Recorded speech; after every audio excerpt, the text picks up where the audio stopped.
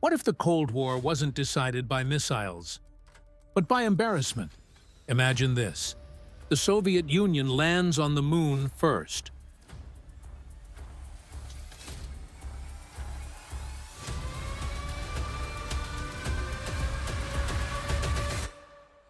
Not disputed, not delayed, not questioned. Live, on television, watched by allies, watched by rivals, watched by Americans. No explosion, no crisis, no war, just one image. And the quiet realization, we said we would be first. We weren't. That kind of loss doesn't start a war. It changes behavior, because wars can be reframed. But humiliation, witnessed by the world, sticks. In our timeline, the space race ends with celebration. An American flag on the moon. A moment replayed so often it feels inevitable. But imagine something else. Imagine the Soviet Union lands first. Not quietly, not disputed, but live. Broadcast. Verified. A grainy image transmitted around the world. A Soviet cosmonaut stepping onto the lunar surface while American networks cut away in silence. No explosion, no disaster, just a fact that cannot be argued. The United States didn't lose a battle. It lost a moment. And moments like that don't fade. They harden. Because this wasn't a battlefield defeat. It was a performance. And America wasn't just competing against the USSR. It was performing for everyone watching. Military defeats can be reframed. Vietnam proved that. Korea proved that. But the moon? The moon had been sold as proof.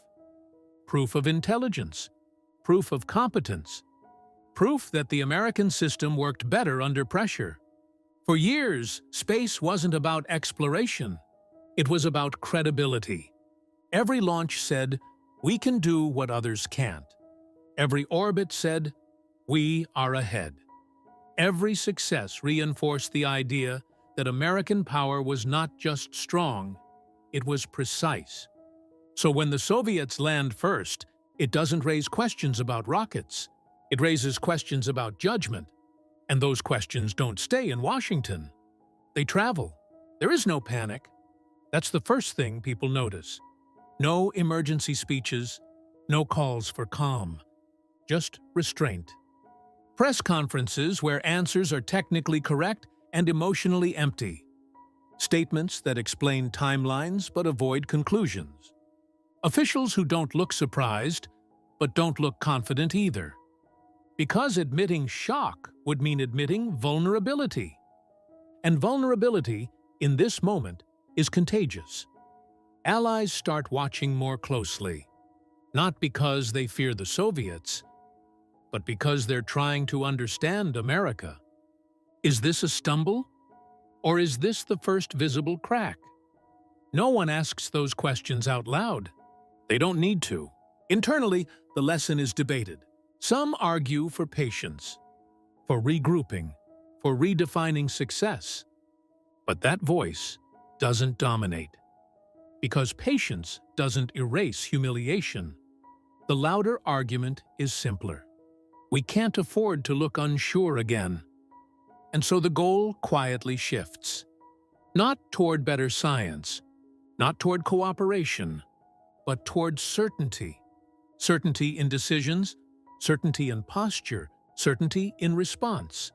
If America can't afford another visible failure, then hesitation itself becomes dangerous. Space had been symbolic. Now, symbolism becomes operational. Every future decision is filtered through a new fear. What happens if we're wrong? And everyone sees it. That fear doesn't make leaders cautious. It makes them rigid, because rigid systems don't hesitate. They commit. Military doctrines harden. Foreign policy timelines shorten. Risk tolerance shifts, not toward recklessness, but toward inevitability. If action is inevitable, then speed becomes safety. And the room for doubt quietly disappears. America's allies don't abandon it, but they recalibrate. Trust becomes conditional. Reassurance becomes something that must be demonstrated, not assumed. Every promise is now evaluated against one visible fact. You said you'd be first. You weren't. And in geopolitics, credibility isn't lost all at once. It erodes, slowly, publicly, in ways that are hard to reverse. The Soviet Union doesn't need to exploit the win aggressively. It simply lets it stand. Every negotiation carries the echo of that image. Every summit includes the unspoken reminder. We beat you where it mattered most symbolically. This isn't domination. It's pressure. And pressure changes behavior more reliably than threats. Years later, historians would argue about what really mattered: budgets, technologies, internal politics. But the psychological shift is harder to chart and harder to deny. A superpower that doubts privately but projects certainty publicly becomes trapped by its own image. Because once uncertainty is no longer allowed, correction becomes impossible. And when correction becomes impossible, mistakes don't disappear. They escalate. A superpower that cannot afford to look wrong cannot afford to hesitate. It cannot afford to retreat. It cannot afford to reconsider. Every decision must look intentional. Every move must look controlled. Every risk must look calculated, even when it isn't. And that is the real danger of public humiliation. Not that it weakens a nation, but that it teaches it never to appear weak again. In private, leaders may doubt. In public, they cannot. And when performance replaces reflection, power stops adapting.